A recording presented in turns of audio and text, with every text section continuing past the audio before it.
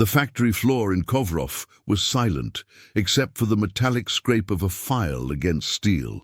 It was February 1943, and while a massive conflict raged 1,500 kilometers to the south, Vasily Degtyarev sat hunched over a workbench that held something the Red Army High Command had already dismissed as unnecessary: a lightweight squad machine gun chambered for an intermediate cartridge that didn't yet have a rifle to fire it. The weapon before him, crude, incomplete, held together with improvised parts, would one day be known as the RPD.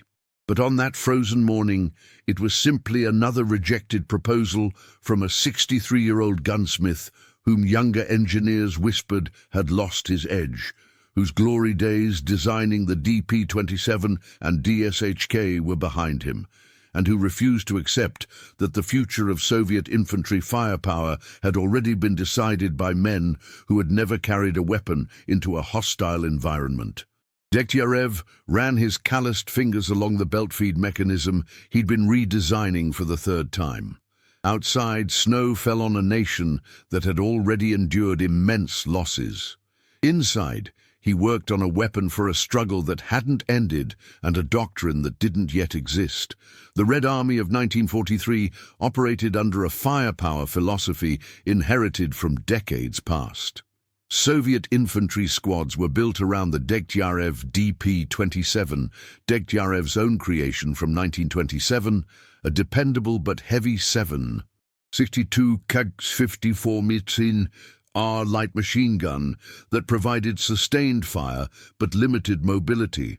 The strategy was simple. Squads advanced under covering fire from heavy systems, then consolidated positions while teams brought forward their cumbersome equipment. But the front had revealed cracks in this philosophy. Opposing teams, despite being outnumbered, repeatedly halted Soviet advances through superior tactical mobility and devastating rates of fire. The adversaries' squad-level integration of automatic weapons gave them a flexibility that Soviet rigidity couldn't match. Soviet commanders responded by adding more heavy systems and more artillery. They treated tactical problems as arithmetic. More firepower equals more results. Vasily Degtyarev saw it differently. Born in 1880 in Tula, the ancient heart of Russian gunsmithing, Degtyarev had entered the armory system at 11 years old, an orphan apprentice sweeping floors and sorting cartridges in the same workshops where Mosin Nagant rifles were produced by the tens of thousands. While other boys dreamed of escaping the factory, young Vasily studied every piece of equipment that passed through for repair, teaching himself the language of steel and spring tension, of gas systems and locking mechanisms. By 20, he was designing his own modifications. By 30, he'd become a protégé of Vladimir Fedorov, the visionary designer whose experimental automatic rifles had briefly challenged opponents in earlier conflicts before being shelved as too advanced for the era's industrial capacity. Fedorov taught Degtyarev something he never forgot. Equipment wasn't merely a tool for struggle. It was an expression of tactical philosophy made tangible in metal and wood. The DP-27 had made Degtyarev's reputation: simple, reliable, effective. It could be manufactured by semi-skilled workers in factories being moved away from advancing lines, and it functioned in conditions that would jam more sophisticated designs. Soviet commanders loved it because it worked. Degtyarev was celebrated, awarded, given a workshop and freedom to innovate. But by 1943, that freedom had become a cage. The breakthrough that would define the RPD came not from Degtyarev's own insight, but from a chance encounter with a young lieutenant recovering from injuries at a military hospital in Moscow. Degtyarev had been sent to interview frontline personnel about equipment performance, a task the High Command considered busy work for an aging designer they no longer trusted with major projects. The lieutenant, his left arm still in a sling, described a difficult engagement where his squad had been pinned down by a single opposing position. The opposing team repositioned 3 times in 5 minutes, each time finding a new angle of fire before Soviet heavy systems could target them. We had more firepower, the lieutenant said, staring at nothing. More men, more equipment, but they moved like water, and we moved like stone. By the time we brought up the DP, they were already somewhere else. Degtyarev asked what the squad needed. The lieutenant's answer was immediate.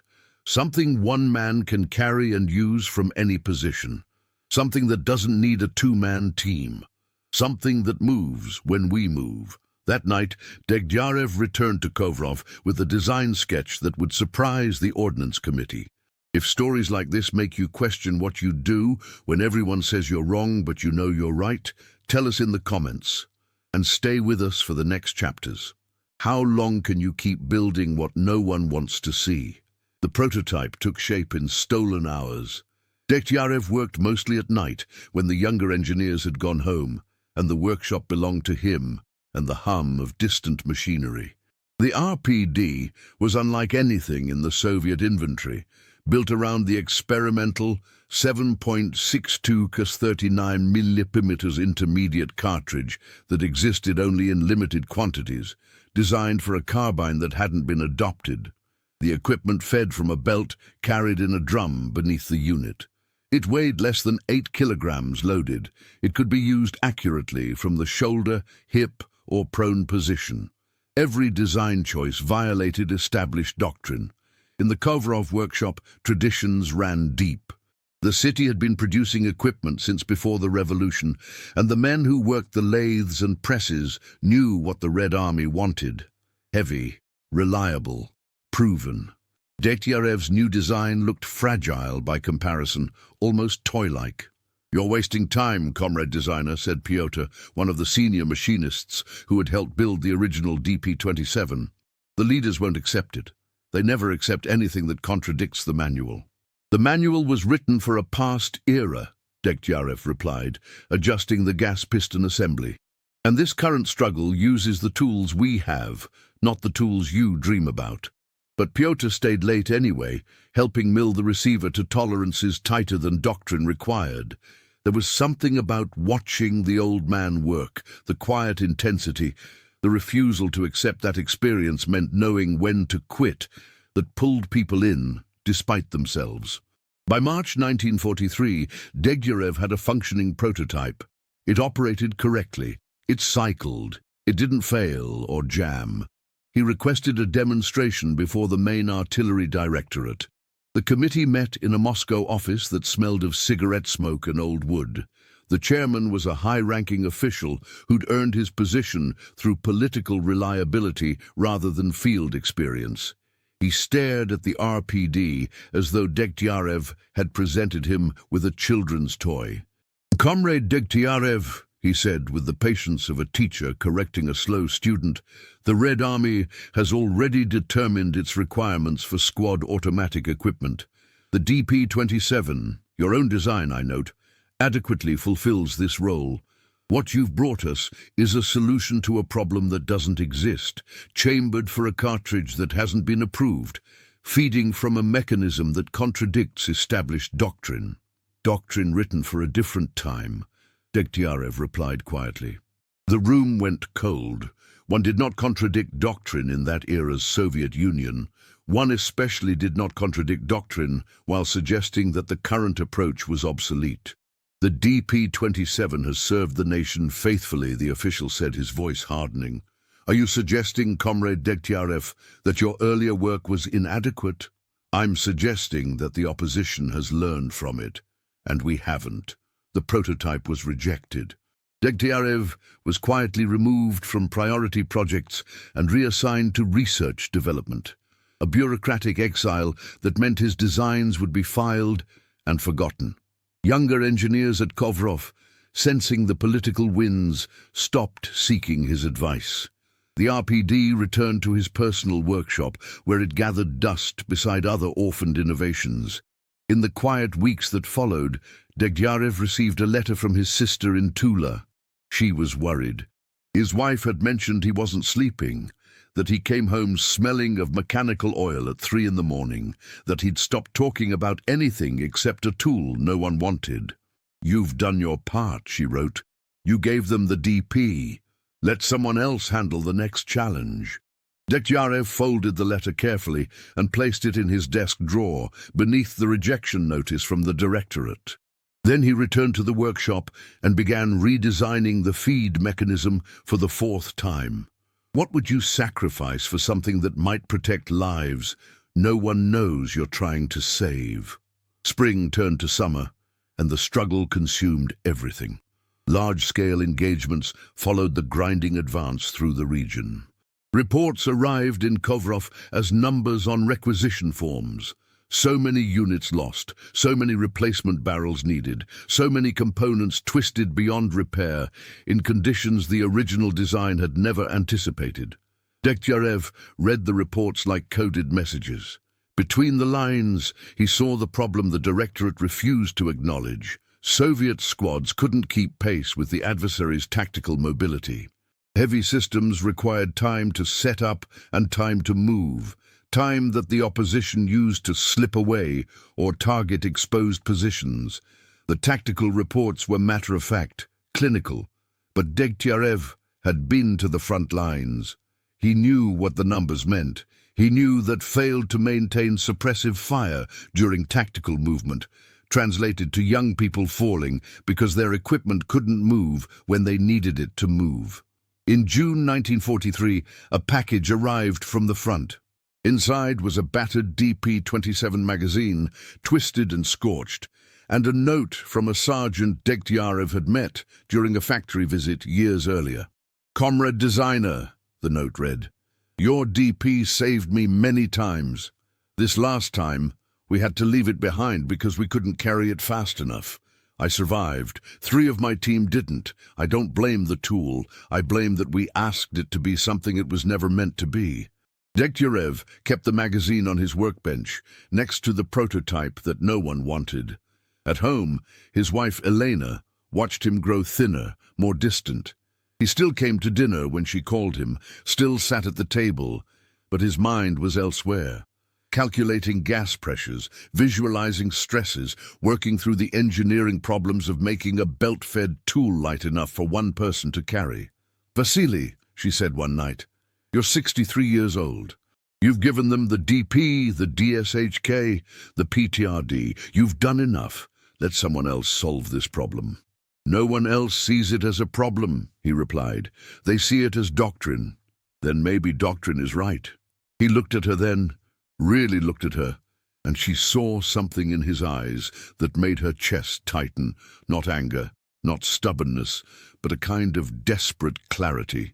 "I held that lieutenant's hand in the hospital," he said quietly. He was 22 years old, and he'd lost half his team because they moved like stone, while the opposition moved like water.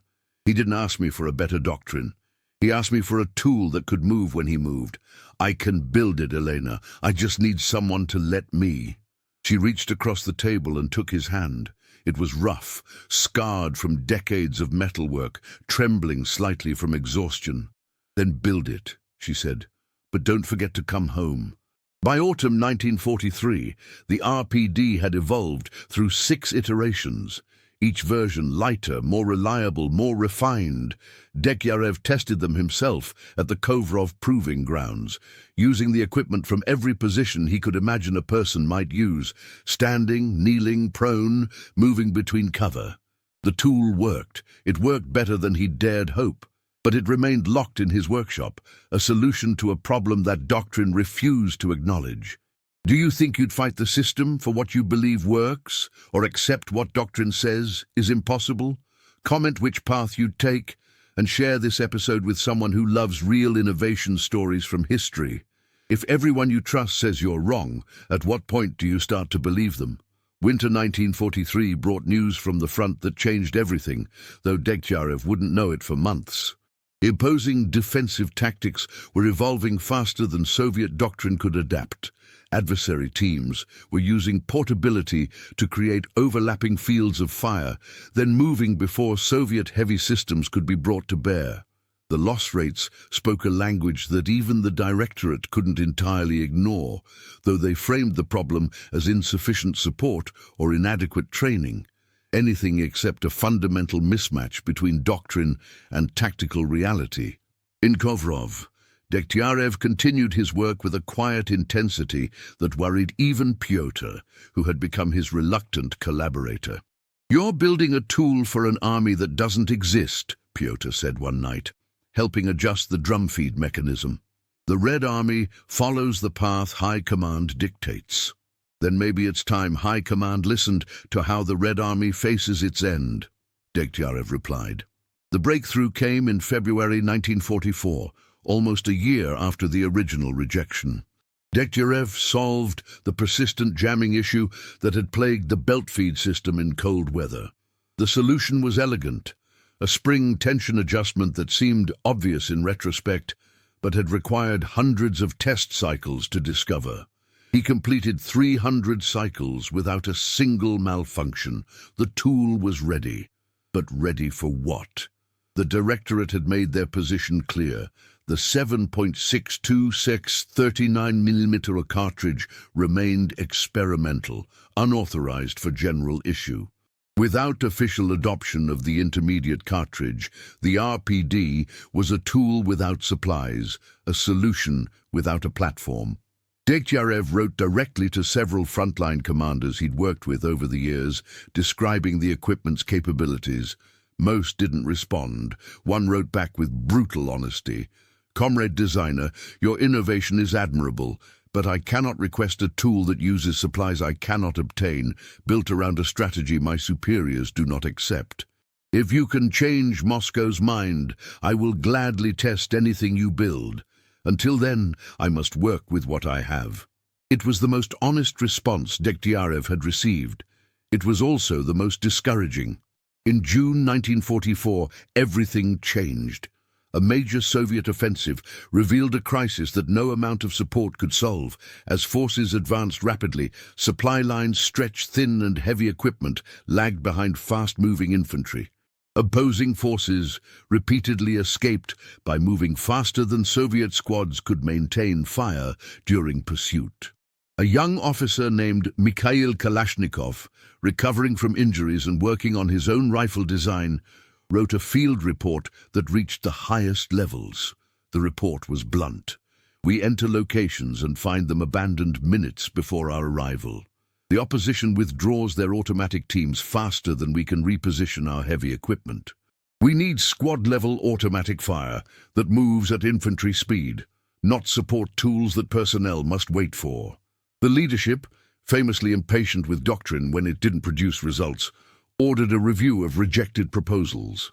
Someone remembered that Degtyarev, the same man who designed the DP-27, the DSHK and the PTRD, had submitted something the previous year. The prototype was retrieved from storage. Degtyarev, now 64 and expecting nothing, was summoned to Moscow. This time, the demonstration didn't take place in a committee room. Can you imagine working for years on something everyone says is impossible, only to finally get the call that might prove you right? The tactical course outside Moscow was muddy from spring rains, rutted by heavy treads and pocked with craters from training exercises. Degtyarev stood in the cold morning light, the RPD in his hands, facing officers who'd led troops in major engagements. These men hadn't earned their positions through political connections alone. They'd earned them by surviving difficult challenges, by learning what worked and what didn't, through the brutal reality of the field. The official who had previously rejected the design was absent. In his place stood a colonel who had seen significant action, a major from the recent breakthroughs, and other veterans whose experiences told stories Degtyarev could only imagine. "Comrade Degtyarev," the colonel said, his voice carrying no particular warmth or hostility, "show us what you've built." Degtyarev used the tool from a standing position, placing rounds on target at 100 meters. He dropped to kneeling, continuing without interruption. Prone. Then, and this was the critical demonstration, he stood, moved 15 meters while maintaining the equipment at the ready, dropped back to prone and resumed accurate use. Total time, under 10 seconds. A three-man DP-27 team would require 30 seconds to accomplish the same maneuver, Degtyarev said quietly, by which time the opposition has moved or flanked your position. The colonel watched silently. When Degtyarev finished, the colonel walked to the target, examined the grouping, then returned. "How many can you build?" he asked. The question hung in the cold air. Not, "Should we adopt this?" or "Does it meet requirements?" Simply, "How many can you build?" Degtyarev's voice was steady. "As many as the nation needs." On July 2nd, 1944, the RPD was officially adopted. By then, the 7.62 Kooks 39mm cartridge had been approved, creating the logistical foundation Degtyarev's vision required. The first production models reached units in autumn 1944, early enough to begin transforming how infantry squads thought about movement. Production presented new challenges. The RPD required machining tolerances tighter than most factories were accustomed to. Degtyarev spent months traveling, training machinists, troubleshooting assembly issues, watching his design transform from prototype to reality. He was 64 years old. The work exhausted him. He developed a persistent cough that Elena begged him to have examined. He promised he would after the first production run was delivered. The first field reports arrived in November 1944.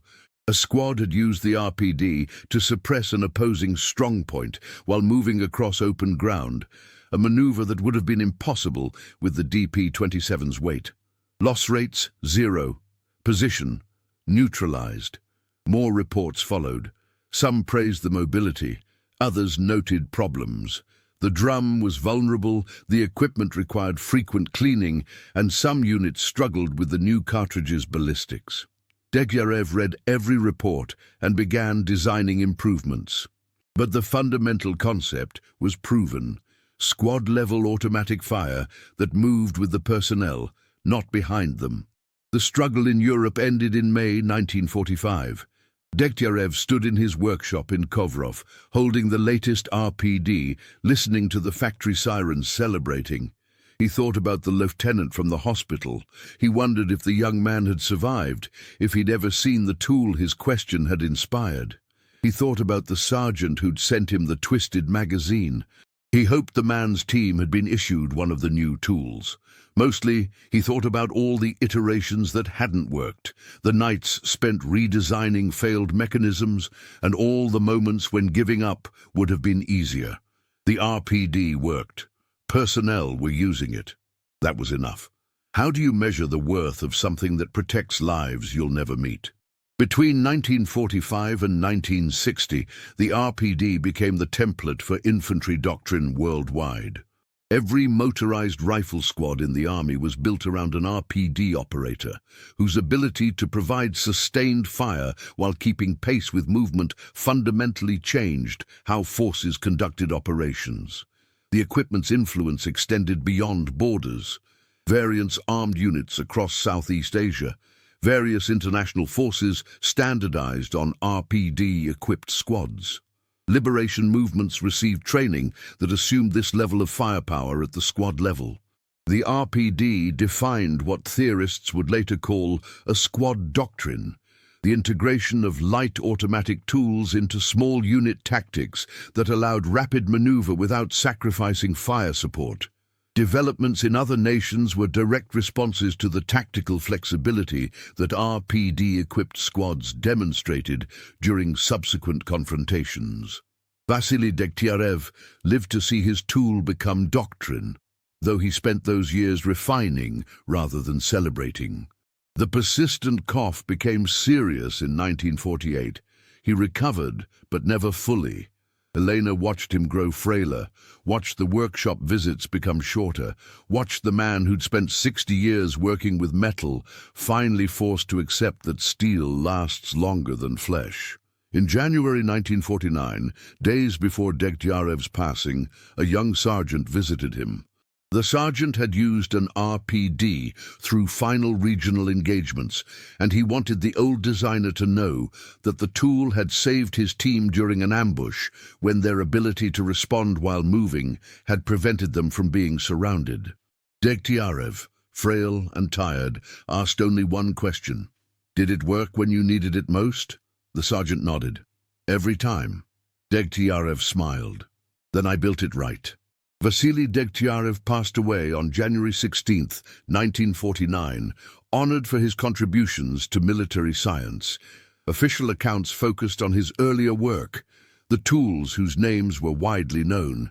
The RPD was mentioned briefly, almost as an afterthought.